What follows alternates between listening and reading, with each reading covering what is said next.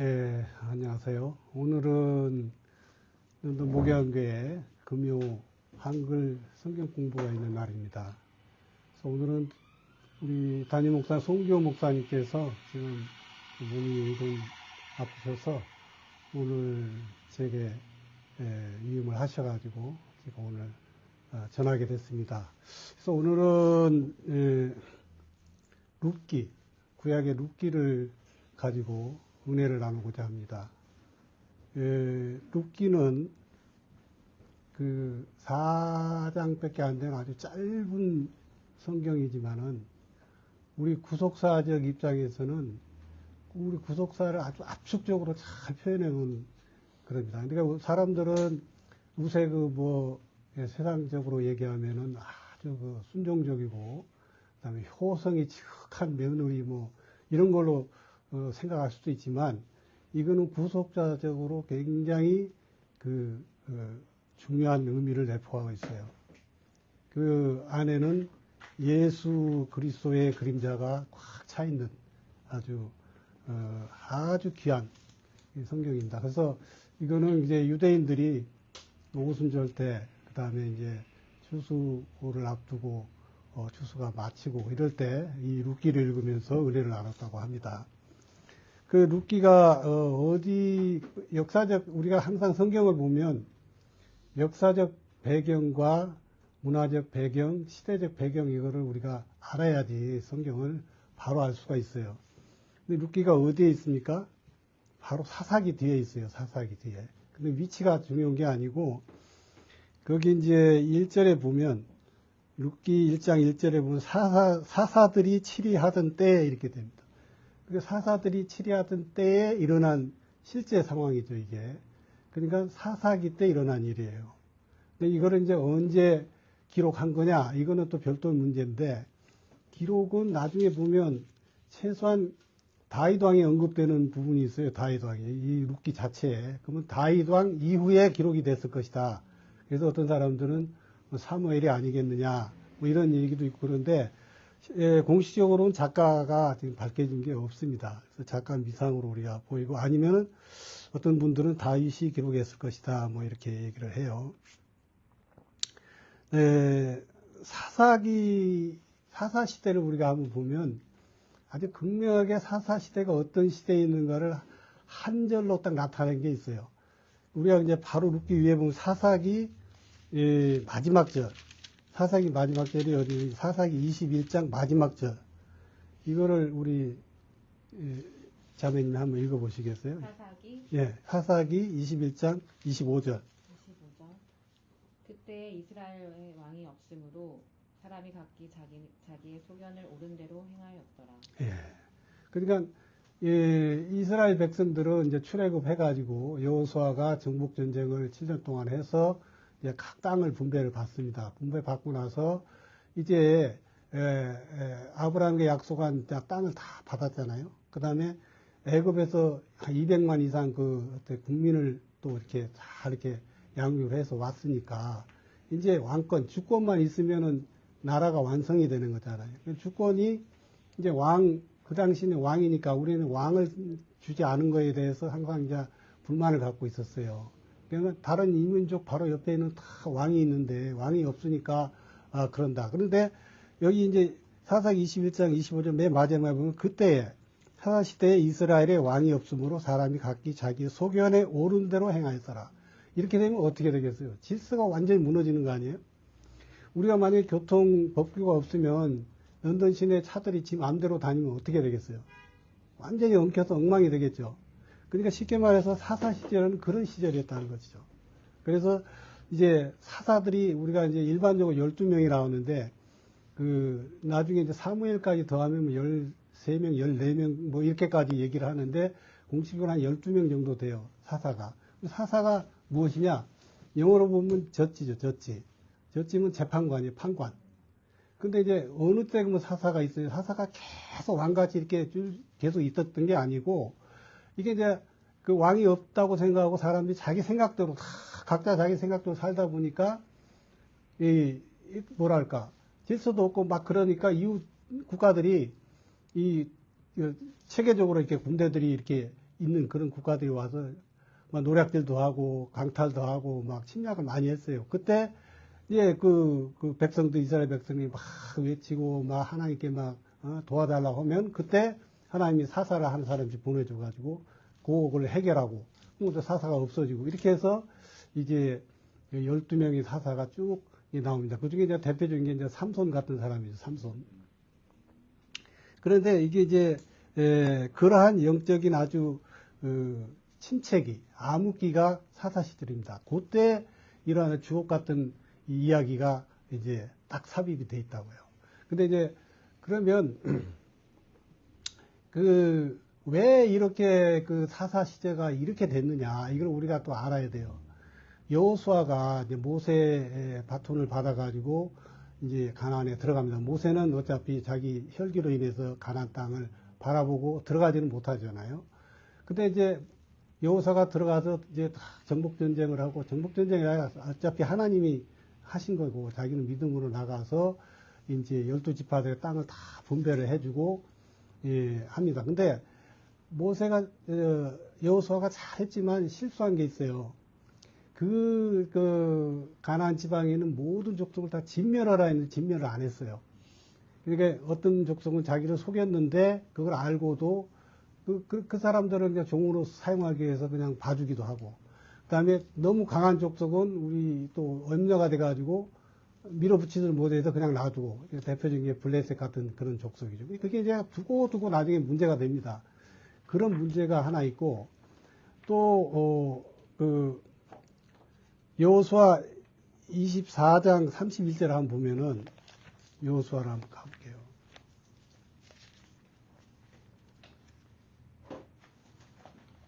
여호수아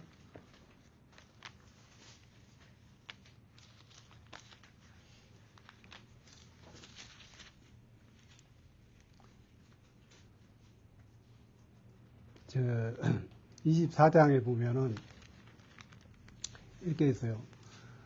31절에 보면 우리 강민이가 한번 읽어볼래요? 여호수아 24장 31절. 이스라엘이 여호수아의 사는 날 동안과 여호수아 뒤에 생존한 장로들 곧 여호와께서 이스라엘을 위하여 행하신 모든 일을 아는 자의 사는 날 동안 여호와를 섬겼더라. 자, 이게 결정적인 문제가 있죠. 그러니까 여호수아가 사는 날, 그다음에 여호수아를 아는 장로들과 이런 사람들이 사는 날 동안만 여호와를 섬겼어요. 그 왜 그렇게 했어요? 그러니까 여호수아가 정복전쟁하고 그 400년 동안 그 사사시대에 엉망으로 된 이유가 그 사람들이 하나님이 여호와를 섬긴다고 그 전에 그 아주 유명한 그 성경 구절 있잖아요. 여호수아가 그래요. 나와 내 가족은 여호와만을 섬기겠노라. 그러면서 이스라엘 백성한테 너희 선택해라 이게요. 이방신 섬길래 여호와 섬길래. 당연히 여호와를 섬긴다 하죠 그때.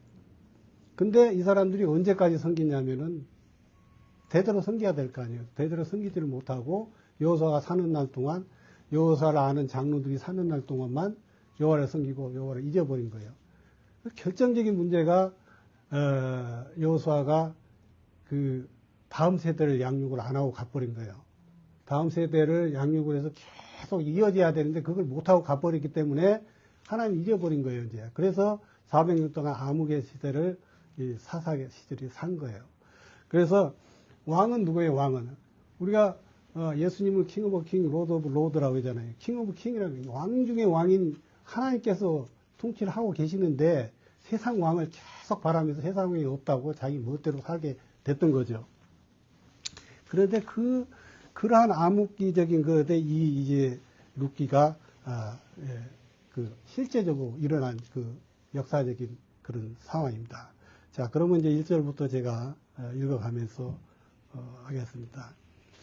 사사들이 치리하는데 이거는 금방 했고 흉년이 들었어요. 흉년이 들어서 유다 베들레헴의 한 사람이 그의 아내와 두 아들 그리고 아들을 데리고 모압 지방에 가서 거류하였는데, 자 베들레헴이라는 거 떡방 떡집이나 빵집 뭐 떡집 이런 게 풍성한데요. 그러니까 농사도 잘 되고 그런 풍성한 데인데 흉년이 들었어요. 흉년이 드니까 그 어떤 한 사람이 아내와 두 아들을 데리고 모압 지방에 가서 거류를 합니다. 우리로 보면 이민을 간 거예요, 이민을. 그 왜 가냐니까 흉년이 들어서 간 거예요. 그러니까 모압 지방은 어디냐면 베들레헴에서 사해를 이렇게 넘어가야 돼요. 사해를 넘어가서 옛날에 사신 그 소돔과 고모라 지역 그쪽이 물이 좋아서 그 루시 아니고 롯이라는 사람 조카가 아브라함의 조카가 거기를 택해서 갔잖아요. 그래갖고 나중에 이제 소돔과 고모라가 멸망하는 아주 그런 지역. 그러니까 풍성한 지역이면 타락하게 되고 타락해서 멸망한 지역. 그 지역으로 간 거예요. 근데 모압은 여기서 또 한 번 우리가 역사적 그거를 알아야 되는데 모압 족속이 어디서 태어난 거예요? 모압 족속. 모압 족속은 창세기에 보면 이제 그지 그 롯이 이제 두 딸과 아내와 이제 그 소돔과 고모라가 멸망할 때 하나님이 인도함으로 천사 인도함으로 나오잖아요. 그 이제 롯의 아내는 그 뒤돌아보지 말라 했는데 그 세상적인 그것 때문에 뒤돌아보다 이제 소음기둥으로 사라졌고 두 딸하고 이제 그 롯하고 이제 동굴에서 이렇게 있는데 술을 가지고 나왔는 것 같아요. 술을 거기서도 또 미래는 못 보고 술병을 가지고 나왔고 이제 그 딸들이 생각한 거예요. 아이고 뭐 사람을 다 죽어버리고 우리 가족 이것밖에 없는데 우리 종족을 어떻게 유지하느냐. 그래서 아버지에게 술을 먹이고 아버지하고 해서 큰 딸과 작은 딸이 번갈아 가면서 애를 낳는데 그게 모압하고 암몬이죠. 근데 그 모압이 이제 첫 큰 딸이 해서 이제 그렇게 난 건데 그렇게 해서 태어난 족속이 모압하고 암몬 족속이에요. 그 족속은 나중에 그 저주받은 족속이잖아요. 근친상간을 해서 그렇게 했기 때문에 두고 이스라엘 백성을 괴롭힙니다. 이스라엘 백성에게 우상 숭배를 하게 하고 뭐 아이가 온갖 그 방해를 하는 그런 족속으로 이제 돼요. 근데 흉년이 들었다고 그 땅으로 피신을 하는 거예요. 그 땅으로 그냥 이민을 간 거예요. 우리가 이걸 보면 또 한 번 그런 사람이 하나 있었죠, 전에. 흉년 들었다고 딴 나라로 가버린 사람. 누가 그랬어요? 아브라함이 그랬어요, 아브라함이 이제 본토 친척 아비를 떠나 가나안 땅으로 내가 지시한 땅으로 가서 가나안 땅에 들어갔는데 들어가자마자 흉년이 들었어. 흉년이 들으니까 어디로 가냐? 에집트로 간다고요. 에집트가 그때 당시 지금은 미국과 같이 아주 풍성한 그런 풍요로운 아주 세계적인 나라죠. 그리 가가지고 결국 자기 아내 사라를 여동생이라 하고 그러니까 이런 스토리가 있잖아요. 그렇지만 하나님은 그 연약한 것을 가지고 그걸 활용해서 아브라함한테 거부가 되게 만들어서 다시 가나안 땅으로 돌아가게 하시잖아요. 그런데 이것도 지금 룻기에서도 이 사람의 이름이 엘리멜렉이라고 했어요. 그러니까 아버지 이름이 엘리멜렉인데 가장이 엘리멜렉은 이스라엘 히브리어는 그 사람 이름에 꼭 무슨 뜻이 있어요. 뜻이. 그거는 하나님은 나의 왕이다 그런 뜻이에요. 엘리멜렉이. 하나님은 왕이시다. 이런 아주 좋은 이름을 갖고 있는 엘리멜렉인 사람이 아니 흉년 들었다고 해가지고 나만 살겠다고 좋은 땅으로 이민을 가요. 원래 그 율법에 보면 흉년이 들고 그러면 좀 있는 사람들이 서로 이웃과 나누고 이렇게 해야 된다고 돼 있는데 그냥 떠난 거예요. 자기 편지를 위해서. 그의 아내 이름은 나오미. 나오미도 이제 이름이 희락, 뭐 즐거움, 기쁨 이런 뜻을 갖고 있어요. 근데 그 두 아들 이름이 그 2절에 보면 말론과 기련이라는데 이 이름이 안 좋아요. 이름이 말론은 뭐 병들다, 병약하다 이런 이름이고 기련은 소멸되다 없어지다 그런 이름을 또 지어줬어요. 그러니까 자기 이름은 좋은데 하나님 왕이시다 해놓고 자기 아들들 이름을 이렇게 지었다고요. 그래가지고 이제 모압 지방에 들어가서 살더니 나오미 남편 엘리멜렉이 죽어버려요, 갑자기. 그리고 나오미와 그 두 아들이 남았는데 그 두 아들이 이제 모압 여자 중에서 이제 결혼을 해요. 그래서 하나는 오룹하고 하나는 룻이라는 모압 여인들과 이제 결혼을 했는데 그렇게 거주한 지 10년쯤 됐는데 말론과 기련 그 두 아들이 다 죽어버려요, 또. 그러니까 이제는 과부 3명 남았잖아요. 나오미하고 이제 오르바하고 룻만 남았다고요. 그러면 중동 지방에 지금도 이제 그렇지만은 사실 과부로 산다는 게 힘들잖아요. 근데 중동 지방 그때 당시 지금도 그래요. 이 여자들은 중동 지방에서도 특히 이제 지금 모압 족속이나 암몬이나 뭐 지금 아랍 족속들이 다 이제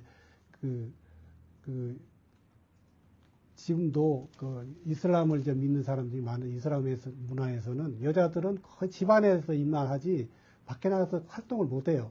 그렇다 보니까 가장이 없으면 굶어 죽어야 되는 그런 상황이 되는 거예요. 그래서 이제 성경에 보면 고아와 과부를 잘 접대하고 그렇게 하라, 챙겨라 그런 얘기가 이제 나온 거예요. 그래서 그 모압적으로 잘 살겠다고 갔는데 한 10년쯤 되니까 그냥 남자들이 다 죽고 이제 세 과부만 남았어요. 그런데 이제 나오미가 한 소식을 들은 거예요. 한 10년쯤 지나서 보니까 여호와께서 자기 백성을 돌보사 이렇게 6절에 보면 그들에게 양식을 주셨다함을 듣고 두 며느리와 함께 모압 지방에서 돌아오려고 했습니다. 그러니까 이제 복음을 들은 거예요. 그러니까 우리는 이제 믿음은 들으면서 나는데 이 복음이죠. 기쁜 소식을 들어요. 왜 그러냐면 자기가 도망 나왔던 그 베들레헴 지방에 지금 풍년이 든 거예요. 풍년이 들어서 하나님께서 이제 먹을 걸 주신 거죠. 그 소식을 듣고 어차피 여기서는 우리가 살기 힘드니까 돌아가자 이런 생각을 한 거예요. 다시.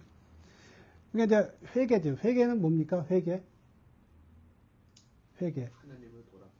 다시 돌아가는 거예요. 그러니까 마음을 바꿔서 다시 하나님께 돌아가는 거예요. 이게 이 회개하고 다시 베들레헴 자기 그러니까 베들레헴이 하나님이 주신 땅이에요. 하나님이 주신 땅으로 다시 돌아가는 거죠. 이게 회개가 일어납니다. 복음을 듣고. 그 다음에 이제, 그런데, 두 며느리도 이제 함께 유다 땅으로 돌아오고 길을 가다가 가만히 생각해 보니까 나오미가, 너희 얘들은 이스라엘 백성도 아니고 이방인데, 너희들은 거기 가면은 힘들 거니까 여기서 차라리 재혼해서 아니면은 네 가족들이 있는 대로 돌아가서 신정으로 돌아가서 편하게 살아라 이렇게 하는 거예요.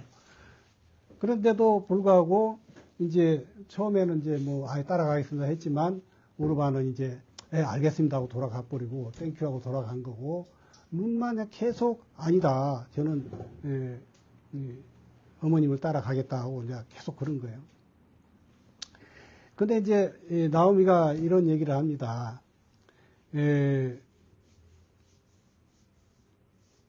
내 태중에 너희 남편 될 아들이 아직 있느냐 그런 말을 해요. 이게 이제 그 계대 결혼에 대해서 이제 신명기에 나오는데 이 이스라엘에서는 이제 누가 죽으면 남편이 죽으면 그 동생이 그 형수를 취해서 대를 이어줘요. 그게 계대 결혼인데 그렇게 해서 계속 대를 이어줘야지 자기가 갖고 있는 기업 그때 당시에 기업이라는 건 땅이니까 땅을 갖다가 이제 계속 물려받아서 그 종족이 이제 계속 끊어지지 않고 가게끔 이렇게 하는 제도가 있었어요. 그 계대 결혼이라는데 신명기 25장에 그게 나옵니다. 시간이 없어 거기까지는 못 들어가 보고 그러면서 내가 지금 두 아들이 있었는데 다 죽어버렸는데 또 아들이 없다. 너희의 아들을 낳아줄 아들이 없다. 내가 지금 이제 어디 가서 내가 뭐 남편도 없는데 다시 아들을 낳아가지고 그들이 커가지고 니네 대신 또 아들을 낳아줄 그럴 여력이 없으니까 나는 가망이 없다. 그러면서 이제 그 말이 11절에 보면 내 태중에 너희 남편 된 아들이 아직 있느냐? 없다 이거죠. 돌아가라. 나는 너희 남편도 두지 못하고 남편이 또 가령 내가 소망이 있다 한들 이제 나가지고 너희들을 어떻게 대신 니들 아들 놔두냐. 그러면서 돌아가라고 계속 이제 하는 거죠. 그리고 나는 이미 13절에 보면 여호와의 손이 나를 치셨으므로 나는 너희로 말미암아 더욱 가슴이 아프도다. 그러니까 나는 이미 하나님께서 쳐서 이미 버림을 받았기 때문에 난 소망이 없다. 그게 나 따라오지 말라 이거지. 그러니까 니네 나라에서 편히 살아라. 신정으로 가든지 그러니까 계대교를 그쪽에서도 다 새로운 남편을 얻어서 살든지 해서 그런데 막 그들이 소리를 높이면 막 울어요. 근데 오르바는 그러다가 이제 가요. 근데 룻은 계속 따라오는 거예요. 그래서 이제 나오미가 이르되 내 동서 너의 백성한테로 갔는데 너도 가라 하니까 룻이 뭐라고 하냐면은 이제 16절에 보면 강권하지 마옵소서. 어머니께서 가는 곳에 나도 가고 어머니께서 머무는 곳에 나도 머물겠나이다. 어머니 백성이 나의 백성이 되고 어머니의 하나님이 나의 하나님이 되시리니 신앙 고백을 하는 거죠. 그러니까 어머님의 하나님이 나의 하나님이 된다. 이런 신앙 고백을 한 거예요. 나의 하나님이 곧 여호와다 하고 신앙 고백을 하게 되는 거죠. 그 다음에 어머니 죽으시는 후에 나도 죽고 거기 묻힐 것이다. 그러니까 내가 완전히 이제 이스라엘 백성으로서 내가 살겠다 이런 결심을 하게 됩니다. 그래가지고 이제 굳게 결심한 거고 이제 그걸 데리고 이제 들어가는 거죠. 베들레헴에 갔더니 막 사람들이 나오미가 왔다고 막 떠들고 그러니까 그래요. 자기 스스로 나는 나오미 기쁨이 아니라 나는 마라다. 나는 이제 고통스럽고 슬프고 그런 사람이 돼버렸다. 내가 풍족하게 21절에 보면 내가 풍족하게 나갔더니 여호와께서 내게 비어 돌아오게 하셨느니라. 여호와께서 나를 징벌 하셨고 전능자가 나를 괴롭게 하셨거든. 너희가 어찌 나를 나오미라 계속 부르냐 그럽니다. 그건 자기 생각이죠. 근데 지금 자기 생각에는 하나님 나를 버렸고 나는 이제 먹고 살 길도 없고 그러니까 혹시 이제 베들레헴에 다시 하나님께서 양식을 주셨다 하니까 혹시 내가 가서 먹고 살 길이 있는가 하고 이제 오는 거예요. 나는 이미 버림받았다. 이런 생각을 하고. 근데 이제 마침 나오미가 그때 모압 지방에서 룻과 함께 돌아왔는데 그때가 보리를 추수 시작을 할 때다. 마침 베들레헴에 딱 이러는데 보리 추수하는 시기가 딱 된 거예요. 그러니까 이제 양식이 풍성한 그때 온 거죠. 하나님의 은혜죠, 이것도. 2장을 보면 나오미의 남편 엘리멜렉의 친족으로 유력한 자가 있지. 그 이름은 보아스라. 이게 이제 아까 얘기했죠. 계대 결혼이라 해서 아니면은 여기는 계대 결혼은 아니지만은 여기서는 이제 그 친족 중에서 이제 대신 이제 자기 뭐랄까 기업을 무는 고엘이라는 제도가 있어요. 기업을 무는다 하는데 그 친족이 재산을 남기고 또 아내를 남기고 그냥 죽었어. 근데 그 중에 더 이상 기업을 물을 자가 없으면은 친족 중에서 이제 순서가 있어요. 순서대로 대신해서 이제 기업을 사주고 돈을 주고 사고 그 아내까지 이렇게 해서 대를 이어주는 그게 이제 고엘 제도인데 그러한 사람이 이 보아스가 이제 있다는 거를 여기서 이제 암시를 하는 거죠. 그러니까 이제 돌아와서 할 일이 뭐겠어요. 그게 이제 쉽게 말해서 여자들이 할 수 있는 것은 국어를 아니면 이제 추수철이니까 이삭 죽게 해가지고 먹고 사는 길밖에 없는 거예요. 그러니까 이제 룻이 그래요. 가서 이렇게 이제 보리를 베는 자 밭에서 이삭을 줍는데 우연히 아비멜렉의 친족 보아스에게 속한 밭에 이르렀더라. 자, 우연히 그럽니다. 이 성경에 보면 우연이란 말이 많이 나오는데 우연히 그러면 세상적으로는 아주 럭키하게 우연히 그냥 아무 그런 것도 없이 그렇게 이렇게 생각하기 쉬운데 성경에 나와도 우연은 필연입니다. 필연. 하나님께서 그렇게 인도하신 거예요. 보아스에 속한 밭으로 인도를 한 거죠. 그런 밭이 있는데 하필이면 그런 자기 그거를 할 수 있는 비업을 물을 수 있는 친족 중에 하나는 보아스 방에 가서 밭에 가서 이제 그거를 이삭을 줍고 있게 된 거죠. 그 다음에 이제 보아스가 왔어요. 보아스가 왔는데 보니까 어떤 젊은 소녀 하나가 소녀지 자기 눈으로 봤어요. 보아스는 나이가 좀 많아요. 사실 이미 50대 막 이렇게 된 그런 사람인데 보니까 조그만 사람이 이렇게 이삭을 줍고 있으니까 이제 그 사람 이삭 베는 사람들한테 이거 누구냐 하니까 이제 저에서 이런 사람이다 하고 이제 말을 해요. 그러니까 모압 지방에서 돌아온 모압 소녀인데 단 사이에서 계속 이삭을 줍고 있다. 그러니까 보아스가 룻에게 이릅니다. 내 딸아 들으라. 딸이라고 해요. 다른 밭으로 이삭 주로 다른 밭으로 가지 말며 여기서 떠나지 말고 그의 소녀들과 함께 있어라. 다른 데 소녀들도 이렇게 이제 듣고 있겠죠. 그러니까 같이 있으라 이게야. 그러니까 이제 뭐랄까 내 밭에서 이거 계속 해라 하면서 이제 은혜를 베풀어 주는 거죠. 그 다음에 목이 마르면 여기 그 일하는 사람들에 가서 물도 마시고 이렇게 하면서 이렇게 은혜를 베풀어 주는 거죠. 그러니까 이제 룻이 이제 감사하고 막 이렇게 합니다. 그런데 이제 보아스가 11절에 보면 그에게 대답해 이르되 네 남편이 죽은 후로 네가 시어머니에게 행한 모든 것과 네 부모와 고국을 떠나 전에 알지 못한 백성에게 온 일이 내게 분명히 알려준다. 그러니까 어떻게 해서 이 룻이 여기까지 왔고 룻이 어떠한 사람인가를 내가 알고 있다. 그렇게 얘기를 합니다. 그러면서 12절에 보면 여호와께서 내가 행한 일에 보답하시기를 원하며 이스라엘의 하나님 여호와께서 그의 날개 아래 보호를 받으러 온 내게 온전한 상 주시기를 원하노라 하고 축복을 해줍니다. 그러니까 여호와께서 너한테 보답해 주기를 원한다고 이렇게 얘기합니다. 그러니까 이 보아스는 하나님께서 이거를 인도하신 거로 이미 이제 아는 거예요. 그 다음에 여호와께서 그 날개 아래 보호를 받으러 온 내게 온전한 상. 그러니까 주의 날개, 우리 찬송대 주의 날개미 평안하다 그런 찬송이 있잖아요. 주의 날개 밑에 들어가면 완전히 평안하게 되는데 그렇게 해주기를 이제 하나님께서 바란다 이렇게 얘기합니다.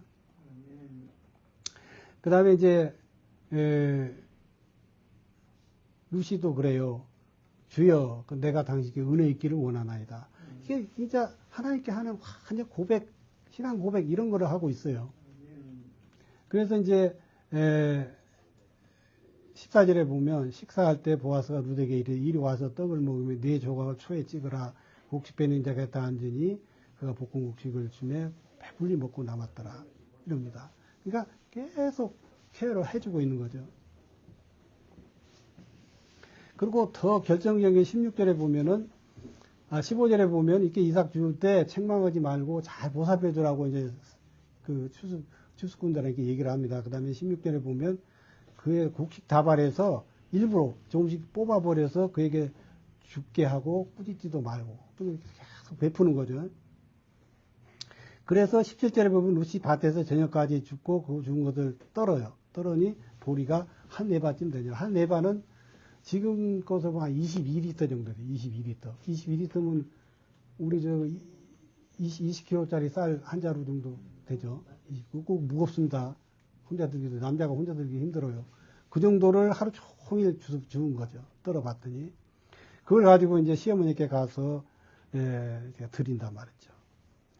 그러니까 이제 나오미가 자기 며느리에게 이르되, 이게 어떻게 했냐. 그러니까 하루 동안 이런 일을 다 얘기를 합니다. 그래서 이제, 그 22절이면 나오미가 자기 며느리에게 이제 다 듣고 이릅니다. 나오미가 자기 며느리에게 이르되 그가 여호와로부터 복받기를 원하나.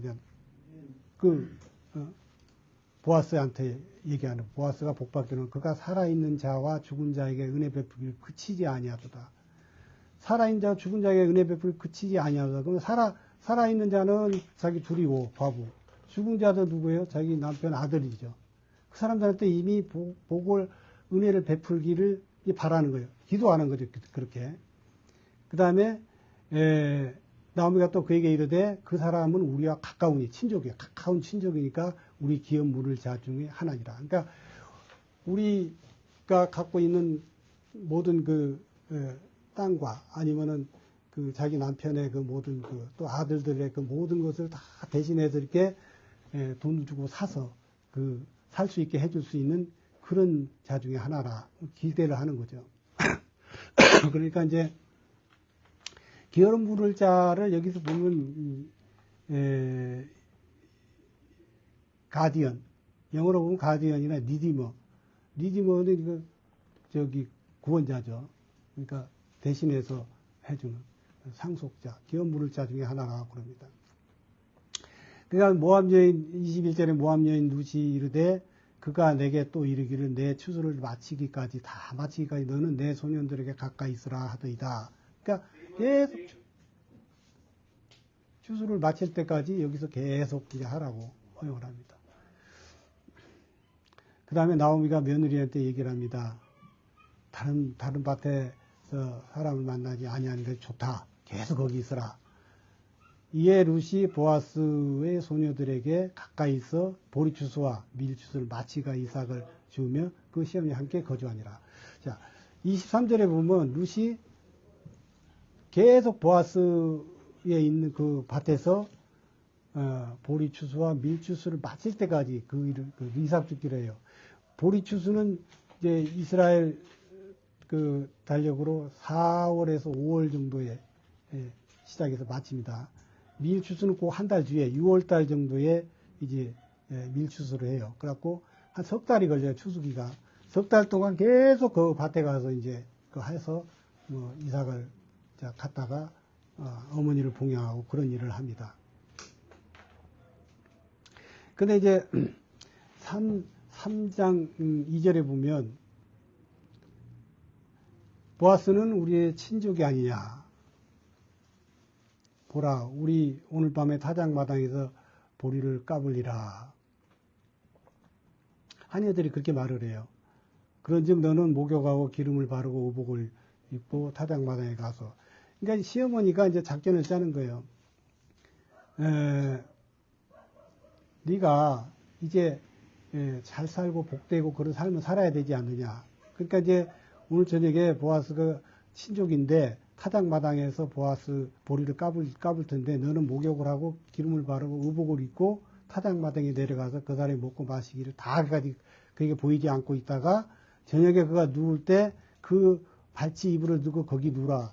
그가 내 할 일을 내게 알게 하리라 이럽니다. 계시를 한 거죠. 그러니까 이 보아스라는 사람이 우리 친족이고 가까운 친족이고 이 지금 룻이 살 수 있는 방법은 그 사람이 기업을 물려주면 돼요. 그러니까 대신 돈을 주고 모든 것을 사고 그 보아스까지 자기 아내로 받아들여서 애를 낳아서 후손을 물려주는까지 그걸 하면은 되는 거예요. 그게 이제 고엘제도인데 그거를 할 수 있는 사람으로 나오미가 이미 예측을 하고 이렇게 하라고 이제 알려줍니다. 이게 이제 일종의 계시제.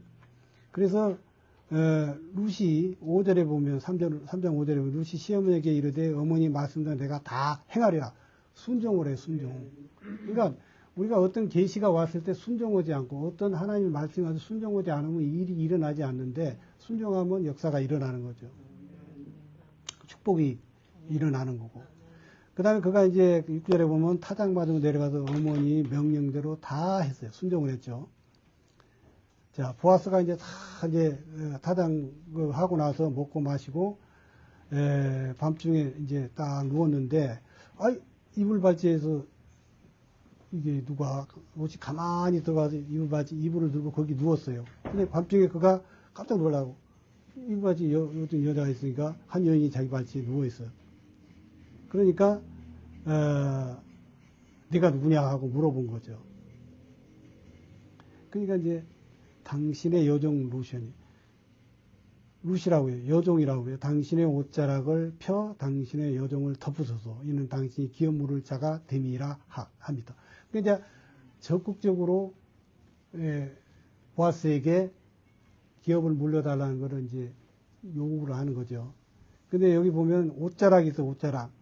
옷자락은 그 까나프라고 하는데 그게 이제 날개라는 얘기예요. 주의 날개하고 요 지금 보아스의 옷자락이 같은 얘기. 그러니까 주의 날개 아래 내가 룻이 들어간 거예요. 그러니까 그것을 보아스가 알고 뭐라 하냐면 10절에 내 딸아 여호와께서 내게 복 주시기를 원하노라. 내가 가난하건 부하건 젊은 자를 따르지 아니하였으며 내가 베푼 인애가 처음보다 나중이 더하도다. 그러니까 이 젊은 여자가 네가 지금까지 쭉 한 걸 다 알잖아요. 그냥 모압제방에서 젊은 남자 만나서 결혼해서 살면 되는데 여기까지 와가지고 부모 모시면서 이렇게 고생하고 살면서 이제는 이제 이스라엘 전통에 따라서 나를 받아주세요 하고 이렇게 완전히 하나님께 의탁하는 식으로 보아스에게 이제 의탁을 하는 거죠. 그래서 11절에 보면 내가 진짜 뭐 어떤 성적으로 뭐 어떤 문란해가지고 이렇게 나한테 접근하는 게 아니고 그렇다고 내가 혹시 생각할까 두려워하지 말라 얘기지. 내가 네 말대로 다 행하려. 네가 원하는 거 다 행하려고. 네가 현숙한 여자인 줄도 다 나의 성읍 백성이 다 안다 이게. 네가 어떤 여자야. 그런 문란한 여자가 아니다는 거야. 그러나 12절에 보면 참으로 나는 기업을 물을 자이기나 기업 물을 자로서 나보다 더 가까운 사람 한 사람이 더 있는 거예요. 그러니까 원칙대로 기업을 물으는 순서가 있어요. 순서가. 그러니까 보아스보다 더 가까운 친족이 하나 있었던 거예요. 그러니까 내가 그 사람한테 물어보고 그 사람이 안 한다 하면 내가 너를 기업 대신 사서 너를 기업을 물을 것이다 이렇게 합니다. 그래서 이제 그 룻을 새벽에 이제 동이 쓰기 전에 아무도 모르게 이제 타작마을에서 알지 못하게 해서 이제 보내고 그 보아스가 그 보내기 전에 내 겉옷을 가져다가 그것을 펴 잡으라 하며 그래서 펴서 잡으니 보리를 6번이나 되게 주고 성읍으로 들어가니라. 그래서 이제 그 있었던 얘기를 시어머니한테 가서 다 얘기를 합니다. 그리고 이제 시어머니가 그래요. 그 말을 듣고 내 딸아 이 사건이 어떻게 될지 알기까지 앉아 있어라. 그 사람이 오늘 이 일을 성취하기 전에는 치지 아니라 하죠. 진짜 믿고 기다리는 거예요. 믿고 기다리는. 그러니까 이제 시어머니가 다 이렇게 하라고 해서 이제 순종해서 했잖아요. 그런데 과연 보아스가 시어머니 그 어떤 의도대로 과연 기업을 물러주고 룻을 갖다가 자기 아내로 삼고 해줄 거는 아직 모르잖아요. 그러니까 그때까지 앉아서 계속 믿고 기다리라. 기다리면 뭐 가만히 기다리겠어. 기도를 했겠죠. 그러면서 성취하게 가지고 내가 쉬지 아니라 계속 거기에 대해서 이제 기도를 하는 거죠. 4장으로 넘어가면 이제 보아스가 할 일이 있잖아요. 자기보다 먼저 기업을 물 수 있는 우선순위가 있는 사람을 이제 물어봐야 돼요. 네가 안 하겠냐 하겠냐. 그래서 성문 앞으로 나가서 기업 물을 때가 지나가는 것을 봐요. 그래서 이제 장로 10명을 초청을 해가지고 이제 증인으로 세워요. 증인으로. 그리고 물어봐요. 이러이러해서 기업 물을 자가 하나 있는데 네가 모르겠느냐 이게 얘기를 해요. 근데 내 다음은 나다 그래요. 나 외에는 더 이상 물을 자가 없는데 그가 이러니까 자기가 이제 물은다요. 그러니까 기업을 물으면 그 사람이 이제 그 죽었을 때 남긴 땅이나 집이나 이런 거 자기가 가져올 수가 있잖아요. 그러니까 이제 경제적 이득이 있어요. 근데 이제 보아스가 5절에서 뭐라 하냐면은 네가 그 밭을 사는 날에는 나오미 손에서 그 밭을 사는 날에는 그 죽은 자의 아내 모압 여인 룻에게 가서 룻에게서 사서 그 죽은 자의 기업을 그의 이름으로 세워야 할지니. 그러니까 사가지고 룻에게 줘야 되는 그런 일이 발생하는 거예요. 그러니까 이 사람이 자기 돈 주고 사가지고 자기가 가지면 되는데 그게 안 되니까 안 한다고 해버린 거예요. 네, 경제적으로 아무 도움이 안 되잖아요. 그러니까 안 한다는 거예요. 그러니까 이제 그러면 기업물자가 처음에는 물은다 해놓고 나중에는 내가 손해가 있다 그러면 나 안 한다. 나 물지 못하겠다. 그렇게 해버린 거예요. 그러니까 이제 그러면 네가 그런다는 것을 확실하게 인정을 하는 그것을 보여주라. 그 신을 벗어서 이렇게 맹세를 하는 게 있나 봐요. 신을 벗어가지고 8절에 보면 보아스에게 이른 내가 너를 위하여 살아 하고 그의 신을 벗는지라. 그러니까 보아스가 장로들에게 이르되 내가 아비멜렉과 9절에 보면 기론과 말년에게 있던 모든 것을 나오미의 손에서 산 일에 너희가 오늘 증인이 되었다. 그래서 돈을 주고 산 거예요.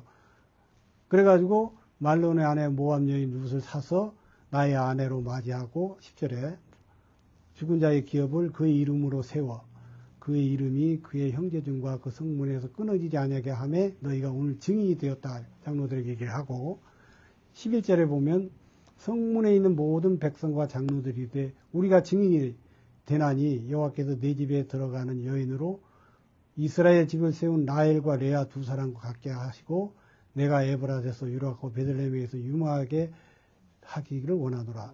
여기서 보면 라헬과 레아가 나와요. 라헬과 레아가 누굽니까? 라헬과 레아가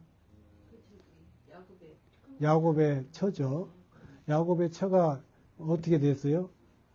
이제 물론 요 정도라고 이렇게 합해서 12 아들을 낳았잖아요. 그래갖고 그 12 아들이 기반이 돼가지고 이제 이스라엘 백성이 된 거예요. 그런 것 같이 이제 보아스가 룻을 통해서 그렇게 이제 할 것이다. 이렇게 되는 거죠. 12절에 보면 여호와께서 이 젊은 여자로 말하면 내게 상속자를 주사 내 집이 다말이 유다에게 낳아준 베레스의 집과 같게 하시기를 원하노라. 이게 베레스가 또 나와요. 다말이 나오고. 이거는 창세기에 보면은 야곱의 이제 쭉 자손 중에 유다라는 아들이 있어요. 근데 유다의 아들 중에 또 아들이 셋이 있는데 하나가 죽었어. 그게 아까 말한 계대계돈을 해가지고 쉽게 말해서 형수가 시동생하고 다시 결혼을 해야 돼요.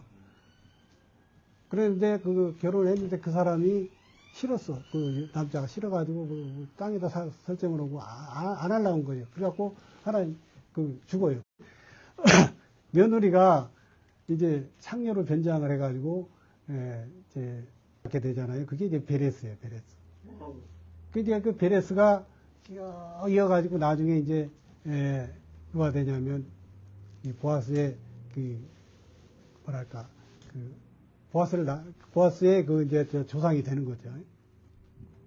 그런 스토리가 있어요. 그러니까 여기 왜 갑자기 베레스가 나오고 라헬이 나오고 이러냐면 어차피 하나님의 백성들은 이렇게 어떻게 해서 이렇게 이어져 가지고 가야 돼요. 왜 하나님의 계획이 있으니까 그렇게 해서 된다는 것을 이제 여기서 암시를 합니다.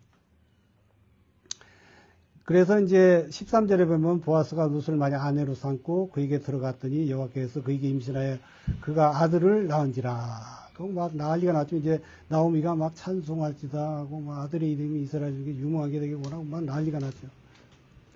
그 다음에 이제 너는 내 생명을 이게 룻이 그런 거예요. 내 생 봉양자가 되고 너를 사랑하고 일곱 아들보다 귀한 네 며느리를 낳은 자라. 막 이렇게 하면서 좋아하죠. 그 다음에 이제 나오미가 그 양육자가 돼서 기쁘게 이제 양육을 해요. 근데 이제 그의 이웃들이 이웃 여인들이 그에게 이름을 지어주는데 나오미에게 아들이 태어났다 해서 그 이름은 오벳이라고. 오벳. 그러니까 오벳이 누구를 낳아요? 다윗의 아버지인 이새를 낳고 또 이새가 다윗을 낳죠. 그래서 이게 이제 하나님의 계획 아래서 이방 여인을 통해서 그 전에는 사실 보면은 아버지 다말하고 시아버지하고 그걸 통해서도 계보를 있게 만들고 또 이방 여인을 통해서 계보를 있게 만들고 결국은 거기서 다윗이 태어나요. 그리고 다윗이 쭉 갖고 그 계보에서 예수님이 태어나는 이러한 역사가 하나님의 뜻 가운데서 계속 이렇게 펼쳐지는 거죠. 그래서 이제 거기 보면 18절에 베레스 계보는 이러하니 헤스론을 낳아요. 베레스가 헤스론 남을 낳고 아미나답을 낳고 아미나답 나손을 낳고 나손은 살몬을 낳고 살몬은 보아스를 낳았고 보아스는 오벳을 낳았고 오벳은 이새를 낳고 이새는 다윗을 낳았더라. 이거 끝나죠. 그러니까 아까 며느리가 시아버지를 통해서 유혹해가지고 어떻게든 자손을 낳았고 난 게 베레스고 그 베레스를 통해서 쭉 가다가 살몬을 낳아요. 살몬은 또 누굽니까? 살몬은 그 가나안 땅으로 이제 들어갈 때 정탐꾼으로 갔다가 누구를 만나요? 기생 라합을 만나잖아요. 기생 라합하고 또 해가지고 난 게 누구예요? 보아스예요. 그게 이게 하나님의 그 역사하시면 참 기기묘묘하다고요. 어떤 식으로든 이루어 가신 거다. 그 보아스를 낳고 보아스가 이제 룻에게서 이방인을 통해서 오벳을 낳았고 오벳은 이새를 낳고 이새가 아들인 다윗을 낳았어요. 그 다윗이 천년 후에 쭉 이어져 가지고 나중에 이제 예수님을 낳아서 예수님이 구원자가 됩니다. 그래서 이제 이 4장밖에 안 되는 조그만 루키가 그 하나님의 그 구원 그 사역을 다 포함되고 있어 이렇게. 우리가 잘못한 것도 나오고 우리가 회개해서 돌아온 것도 나오고 하나님이 어떻게 복을 주어서 다시 품어준 것도 나오고 어떻게 해서 또 이어져 가지고 예수님이 탄생하게끔 만들어가는 과정이 이렇게 나옵니다. 이게 이제 이 족보는 마태복음 1장에 보면 이제 예수님이 족보가 나오죠. 거기에 보면 이상한 사람들이 많이 들어갔어요. 여인이 5명이나 나오는데 거기에 보면 4명이 좀 다 우리가 봤을 때 정상적이지 않는 사람이 들어갔지만 하나님은 우리가 부족한 것들 다 모든 걸 이용해서 다 한 명에서 선을 이뤄서 결국은 우리 구원자를 오시게 하신다. 이런 것이죠. 그래서 이제 이걸 한번 다시 이제 정리를 해보면 그 룻기 속에는 우리가 이 성경은 구약이든 신약이든 성경에는 누구의 그림자가 항상 들어가 있어요. 모든 성경에는 그림자가 들어가요. 예수님이 그림자가 들어가요. 예수님. 구약에도 그렇고 예수님이 그림자가 항상 있어요. 근데 이제 이 룻기 속에는 예수님의 그림자가 누구냐면은 보아스예요. 그러니까 보아스하고 예수님이 어떻게 같은가, 그림자로서 보아스를 사용하는가를 우리가 분석을 해보면, 자, 보아스는 리디머라 했죠, 아까. 가디언이라 했고, 리디머. 그러니까, 누구를 돈을 주고 사서 그 사람을 살려주는 그 역할을 한 게 보아스예요. 그러니까, 나오미의 아들, 때 죽은 아들을 대신해서 룻을 사고, 그 밭을 사서 다시 살게끔 만들어준 구원자잖아요. 이걸 했는데, 그 값을 지불했잖아요. 값을. 그냥 공짜로 내가 얻은 게 아니에요. 그 다음에 그 가지 책임을 졌잖아요. 책임을. 그 다음에 회복을 시켰어요. 룻을 완전히 새로운 사람으로 회복을 시켰어요. 그러면 그걸 예수 그리스도로 다시 데칼코마니 양쪽으로 딱 이렇게 비교를 해보면 예수님은 우리 죄값을 지불했잖아요. 자기 피로. 그러니까 똑같은 거예요. 죄값을 지불한 구속자가 되고 어디에서 십자가에서 대신 지불을 했죠. 그리고 우리를 하나님과 관계를 회복을 시키고 하나님의 자녀가 되게 만드신 분이에요.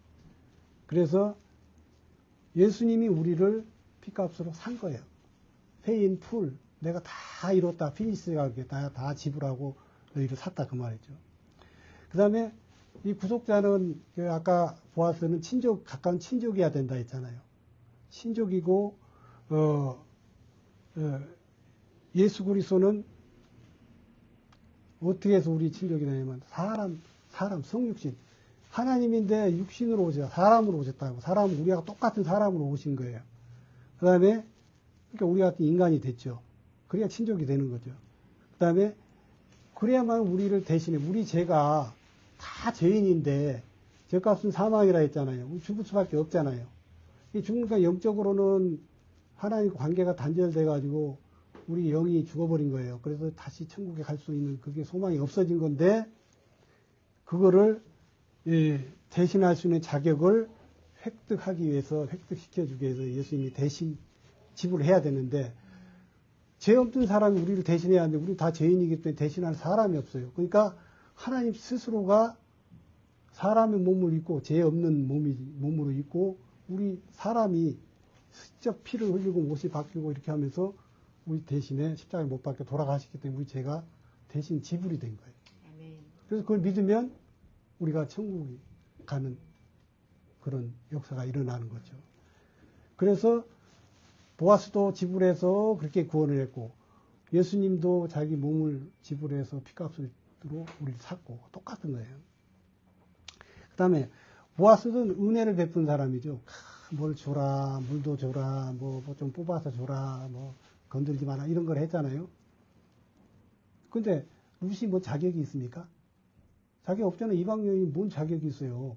받을 자격도 없어요. 근데 거기다가 그냥 줬어요. 자격 없는데. 그런데 은혜로 이렇게 받아준 거죠. 예수 그리스도 우리가 구원받을 자격이 있습니까? 죄인인데 없어요. 그냥 은혜로 주신 거예요. 은혜로.